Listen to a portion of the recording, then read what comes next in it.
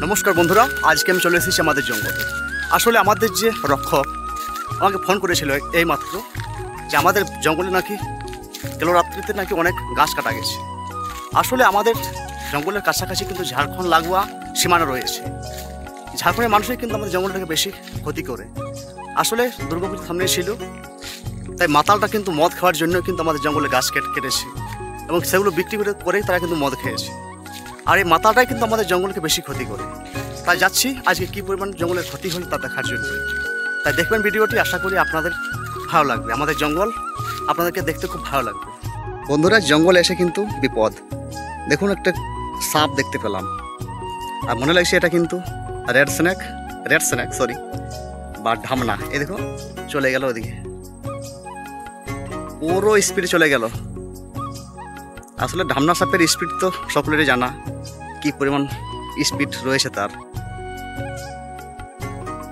আসলে জঙ্গলে ঘুরতে গেলে কিন্তু এভাবে ঢামনা, হরিশ, গোখরো এই সমস্ত দেখতেই হয়।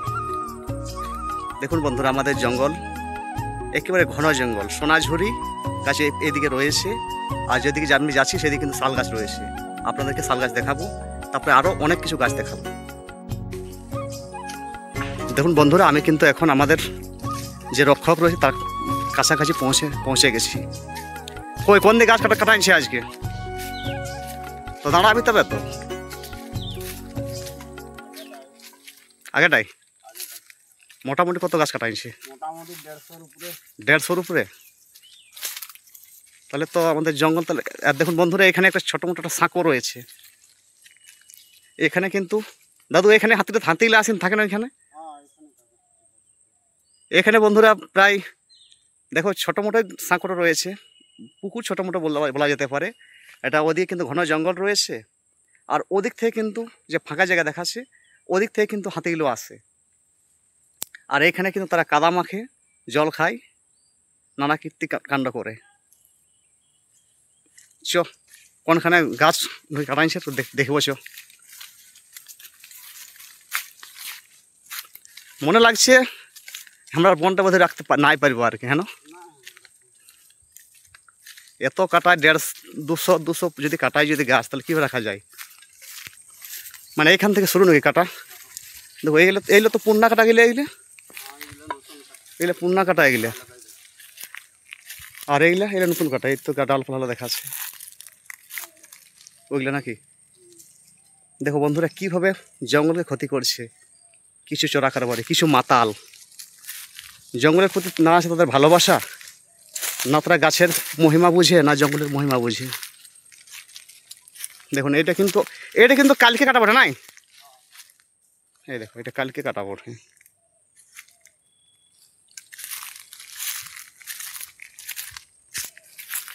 মানে ওই দিকে গেলে কাটতে নিয়ে এদিকে এটা রাস্তা বানায় নিয়েছে এটাকে।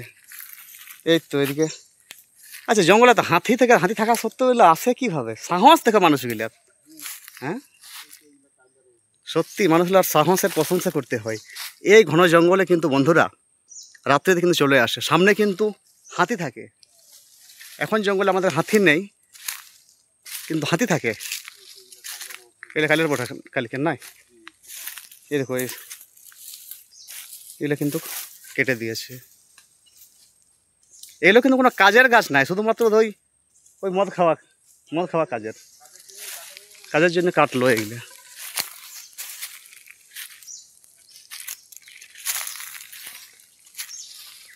অনেক ক্ষতি কিন্তু তারা করছে বাবু।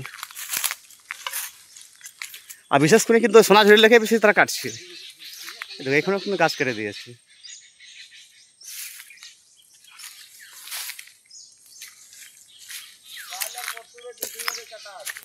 কালের পরশু। আচ্ছা, তুই কতক্ষণ পর্যন্ত বনে থাকিস? কতক্ষণ পর্যন্ত বনে থাকিস তুই? মোটামুটি আমি 5টা তক থাকি দাদু, আর বেশি আর থাকি না। কারণ হাতির একটা ভয় আছে। হ্যাঁ, 5টা তক থাকি, আর আমি আপনার পালাই। আচ্ছা, চাইলে আমাদের ওই ধার দিয়ে যাই। হ্যাঁ, এগুলা সব এ তো ফাঁকা করে নিয়েছে রে, ওদিকেও তো কাটি নিয়েছে। হ্যাঁ, ওই ধার দিয়ে বেশি, ওই জন্য তো বলছি 150-র উপরে হবে। 150-র উপরে কাটিয়ে নিয়েছে তারা, নাই? ওই জন্য বলছি আর বনটা রাখতে নাই পারবো। হ্যাঁ, এদের এদের তো ফাঁক হয়ে যাচ্ছে একদম তো গাছ। ওই জন্য তো বলছি, একদম দেহের লিক করে নিয়েছেন সেটা। আর জ্যোৎস্না আলোটা পাই গেছেন না? এই জ্যোৎস্না ছিল তাই? হ্যাঁ, জ্যোৎস্না আলো। অনেক প্রচণ্ড পরিমাণে গাছ কাটা। সত্যি আমাদের মতন যারা জঙ্গল প্রেমী, যারা জঙ্গলটাকে রক্ষা করেছি, আর যারা সত্যিকার অর্থে জঙ্গল ভালোবাসে, তাদেরকে কিন্তু মর্মাহত হতে হয় এই সমস্ত গাছ যখন আমরা দেখি যে কেউ কেটে নিয়ে চলে যাচ্ছে। নির্মম আকারে কিন্তু গাছ কেটে নিয়ে চলে যাচ্ছে। দেখো বন্ধুরা, আমাদের জঙ্গল এভাবে কিন্তু এত পরিমাণ ক্ষতি হয়ে যাচ্ছে। সত্যি আজকে মনটা কিন্তু ভারাক্রান্ত হয়ে গেল। কারণ এমনিতেই আমরা একটু জঙ্গল প্রেমী এবং জঙ্গলটাকে রক্ষা করেছি, আর এইভাবে যে যদি ক্ষতি হয়ে যায়, সত্যি ভাবনার বাইরে এটা কিন্তু।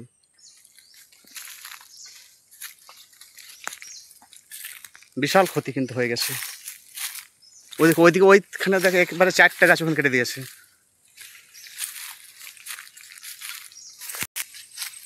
একেবারে নির্দয়ভাবে কিন্তু কেটে দিয়েছে। এখানকার 4টা গাছ, এটা কিন্তু দাদু কিন্তু কালকে কাটা ওঠে নাই, মানে আজকে রাত্রিটাই গেল, রাত্রিটাই।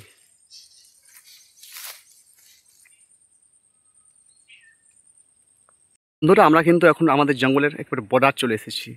দেখুন, এটা হচ্ছে তাল গাছ, এটা কিন্তু আমাদের জঙ্গলের সীমা। প্রত্যেকটা সীমার কাছাকাছি কিন্তু একটা তাল গাছ লাগিয়ে দেওয়া রয়েছে। আর এদিকে কিন্তু ঝাড়খণ্ড রয়েছে। এদিকে দেখো, এখানে কিন্তু এখন পিচ রোড দেখতে পাচ্ছি। আর এটাই কিন্তু ঝাড়খণ্ডের, এই রাস্তাটা কিন্তু ঝাড়খণ্ডের রাস্তা। দেখুন, এই যে রাস্তা রয়েছে, এটাই কিন্তু ঝাড়খণ্ডের জায়গার মধ্যে রয়েছে ঝাড়খণ্ডের রাস্তা। এইখানের যে ডান সাইডটা রয়েছে সেটা কিন্তু আমাদের বেঙ্গলের জঙ্গল, আর এটা কিন্তু বাঁ সাইড কিন্তু ঝাড়খণ্ডের জঙ্গল। দেখুন, গাড়ি আসছে দিক থেকে।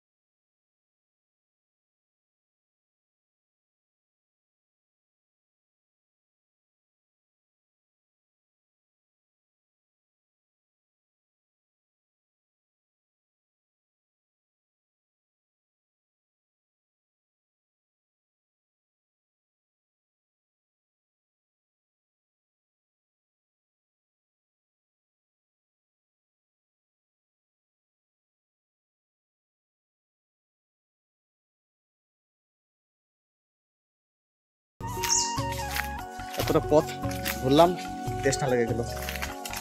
জল নিয়ে ঘুরলে ঠিক করতাম, কিন্তু জল তো নিয়ে আসা হলো না। এখন কিন্তু ঘরে গিয়ে প্রথমে জল খেতে হবে।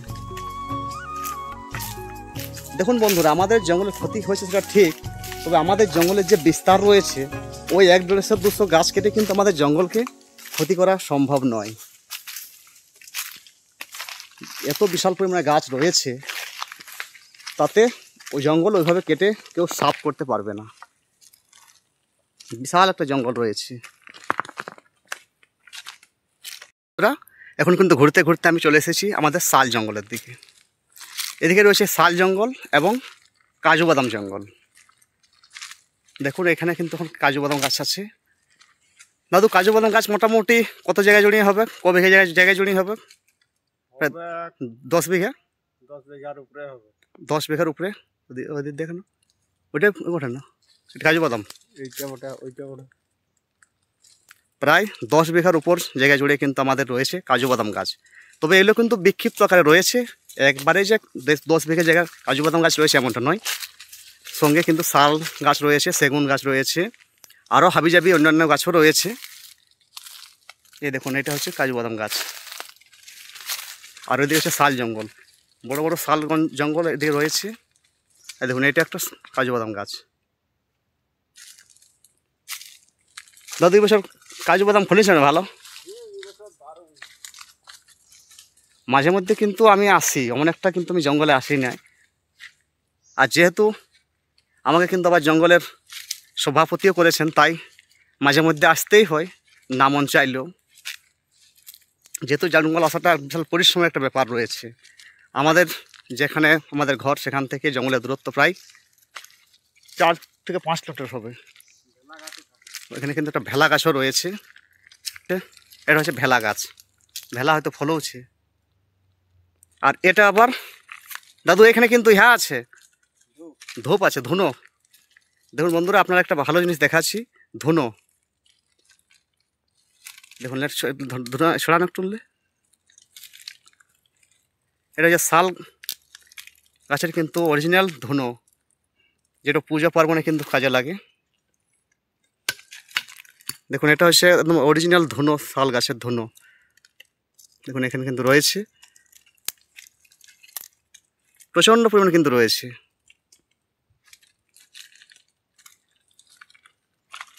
দেখো এখানে কিন্তু রয়েছে, অনেক রয়েছে। আমাদের হাতে এখন টাইম নেই, যেহেতু চান না করে এসেছি, তা নাহলে কিন্তু আজ অনেক ধুনো নিয়ে যেতাম।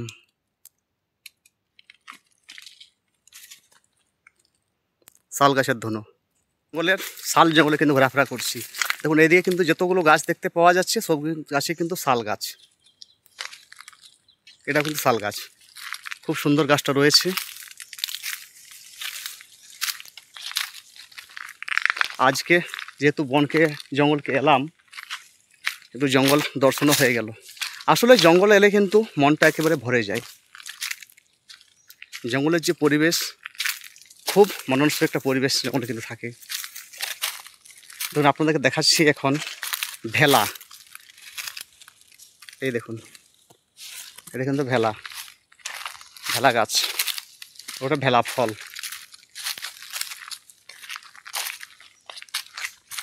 আজকে অনেক ঘোরাঘুরি হলো, এরপর কিন্তু আমরা বাড়ির পথে আস্তে আস্তে রওনা দেব। জঙ্গল দেখলাম, অনেক কিছু ক্ষতি হয়ে গেছে, আমাদেরকে ঠিকঠাক করতে হবে যত জঙ্গল যাতে ভালোভাবে আরও গার্ড করা যায়। দাদু এটা কি হাতির পাঁচ নাকি? দেখো বন্ধুরা, এটা হচ্ছে হাতির দাঁত।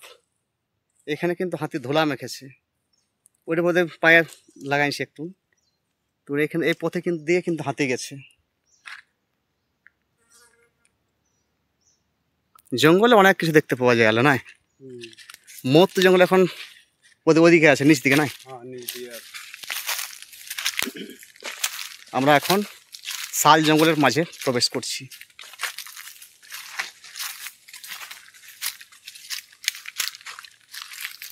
দেখুন এদিকে কিন্তু সারি সারিভাবে কিন্তু শাল গাছ রয়েছে। আর এদিকে কিন্তু শাল গাছটা একটু মানে তেমন একটা মোটা মোটা নয়, কিন্তু ওই নিচ দিকে যে শাল আমাদের বড় শাল জঙ্গলটা রয়েছে, ওখানে শাল গাছটা কিন্তু প্রকাণ্ড বড় বড় কিন্তু শাল গাছ রয়েছে।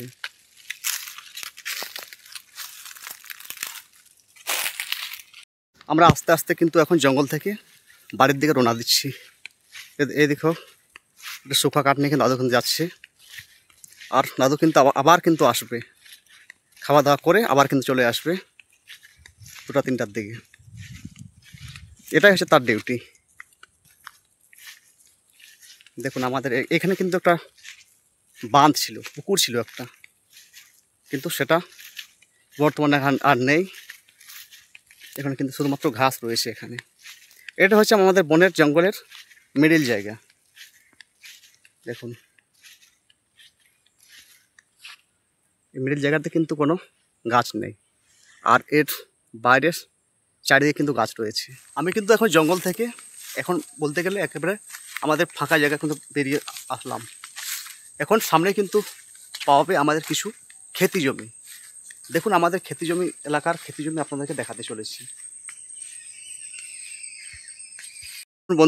বন্ধুরা